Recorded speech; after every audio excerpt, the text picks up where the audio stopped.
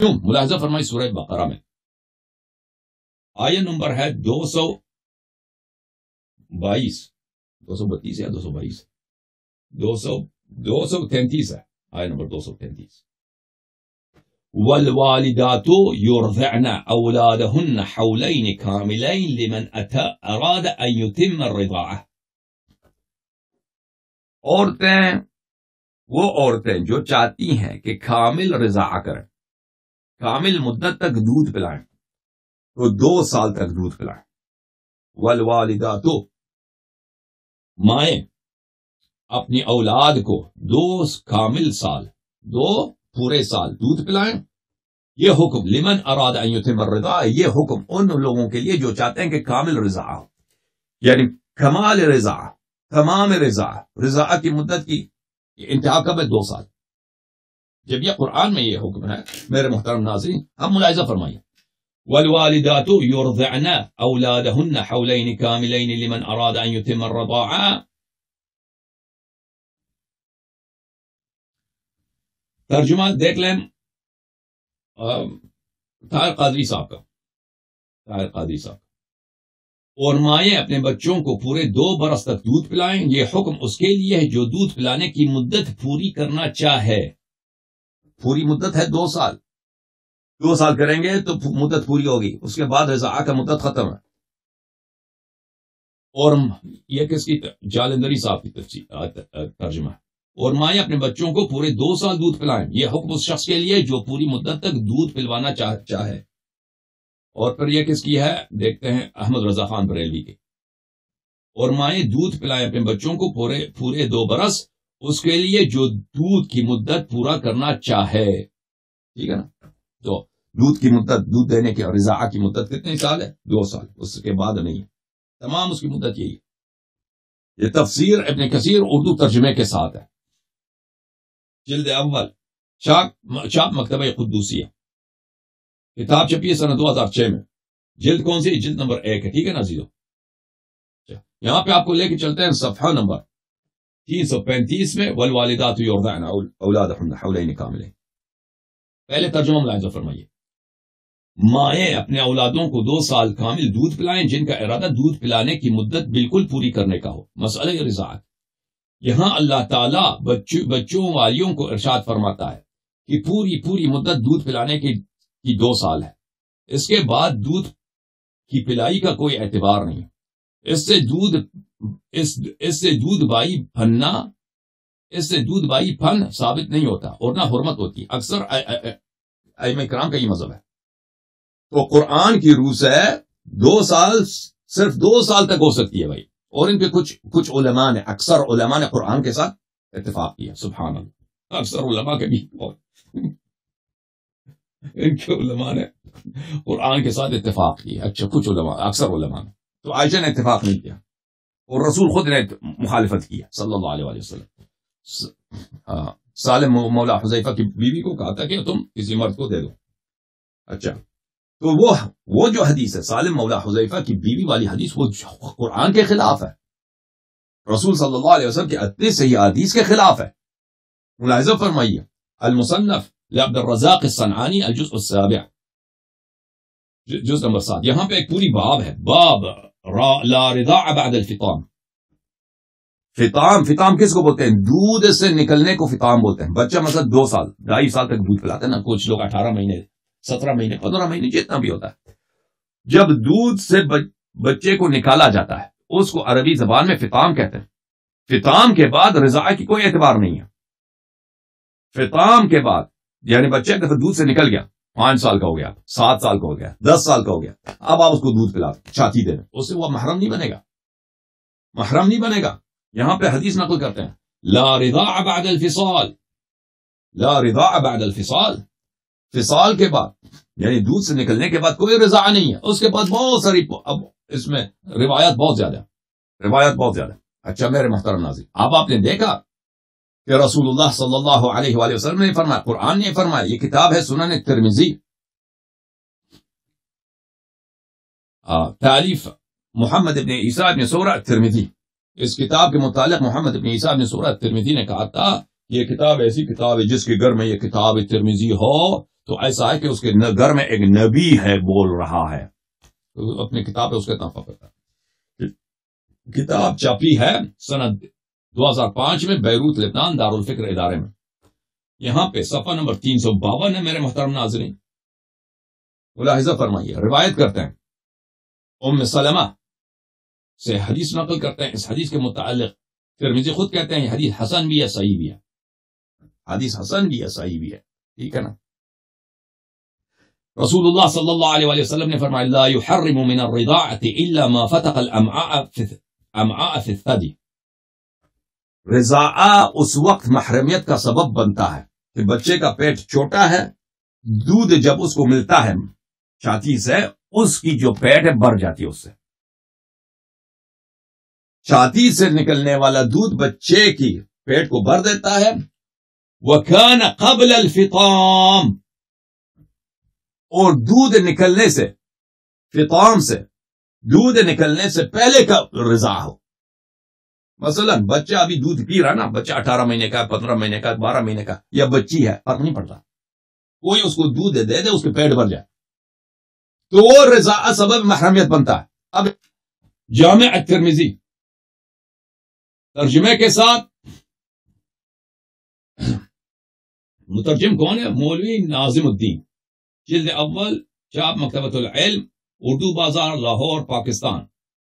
Okay, کتاب آپ نے دیکھا. ہم یہ کتاب دکھاتے ہیں, سفید دکھاتے ہیں تاکہ کوئی نہ کہے کہ بھائی اللہ یاری جھوٹ کہہ رہا ہے, ہماری کتابوں میں نہیں ہے. اوکے, اگر میں نہ دکھاؤں یہ کہہ دیں گے, ان کے مولوی کہہ دیں گے یہ حدیث ہے ہی نہیں, اللہ یاری جھوٹ کہہ رہا ہے. ملاحظہ فرمائیے عزیزو, وہی حدیث حرمت صرف 2 سال کی عمر تک ہی ثابت ہوتی ہے. رضاعت کی حرمت صرف 2 سال کی عمر میں ثابت ہوتی ہے. ام سلمہ رضی اللہ عنہا سے روایت ہے کہ رسول پاک صلی اللہ علیہ وسلم نے فرمایا رضاعت کی حرمت اس صورت میں ثابت ہوتی ہے کہ دودھ بچے کی آنتوں میں پہنچ کر غذا کے قائم مقام ہو, اور یہ دودھ چڑھانے سے پہلے ہو, یعنی دودھ پلانے کی مدت میں ہو. یہ حدیث حسن صحیح ہے. اوکے, اور بھائی جب رسول پاک صلی اللہ علیہ وسلم نے حکم دیا, قرآن نے حکم دیا, عائشہ نے اس کی مخالفت کر, دیکھیں نہ صرف اس کی مخالفت کرتی عائشہ, بلکہ یہ بھی ادعا کرتی کہ قرآن میں بھی موجود تھا لیکن اس کی آیت بکری آ گئی, اور رسول پاک صلی اللہ علیہ وسلم نے ان کو منع کیا تھا اس سے. ملاحظہ فرمائیے, کتاب صحیح بخاری, شاد دار حیات تراث العربی, کتاب چھپی ہے سنہ 2001 میں.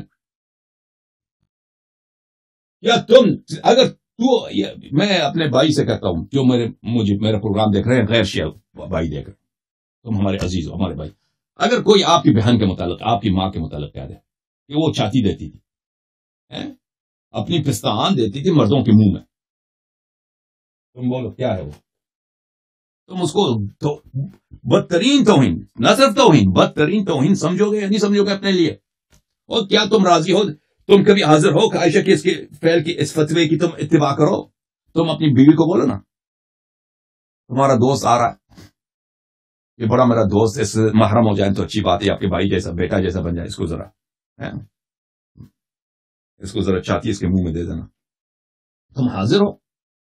اگر کوئی کہہ دے تمہارے ماں کے متعلق یا بہن کے متعلق یا تمہاری بہو کے متعلق کہ وہ یہ کرتی ہے, تو اس کو توہین نہیں سمجھو گے؟ بالکل توہین ہے بھائی, توہین ہے. یہ تمہاری کتابیں سے بری پڑی ہیں, کتابیں تمہاری بری ہوئی ہیں اس سے. کتاب صحیح بخاری, چاپ دار احیاء تراث العربی, کتاب چھپی ہے سنہ 2001 میں. ملاحظہ فرمائیے یہاں پر کتاب النکاح میں باب کا نام ہے وَأُمُّهَاتِكُمُ اللَّاتِي أَرْضَعْنَكُمْ. یہ قرآن کی آیت ہے, وہ آپ کی وہ مائیں جس نے آپ کو دودھ دیا. لا رضاع بعد حولین, 2 سال کے بعد رضاع نہیں ہوتی.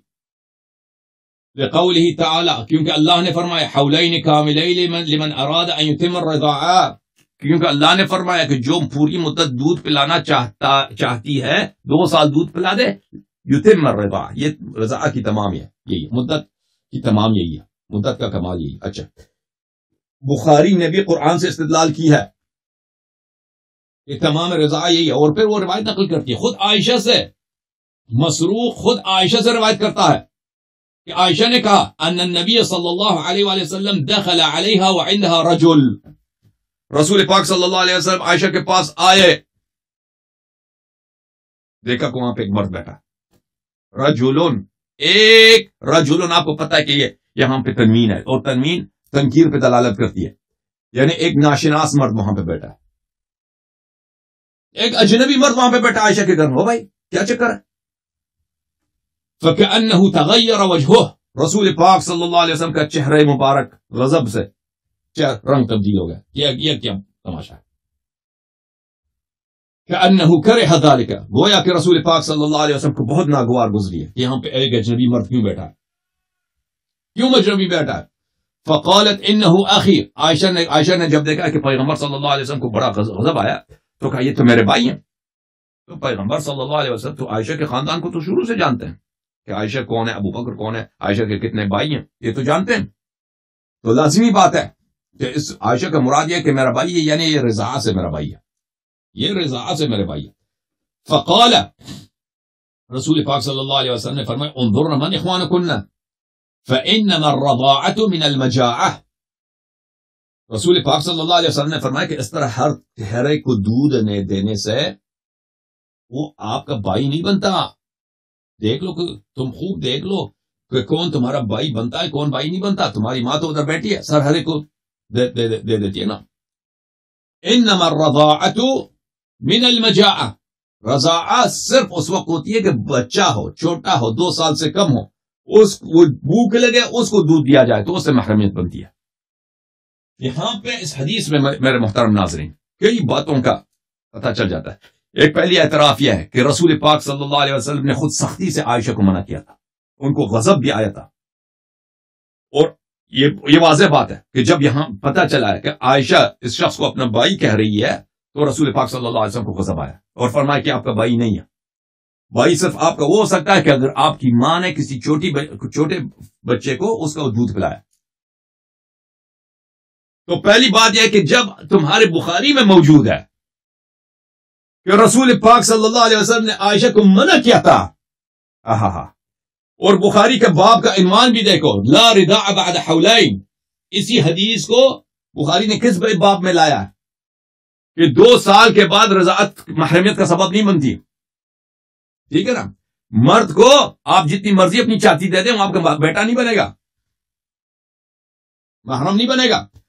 جب رسول پاک صلی اللہ علیہ وسلم نے عائشہ کو بتایا تھا، اس کے باوجود بغیرتی کا انہوں نے یہ سلسلہ شروع کیا تھا آل ابی بکر میں.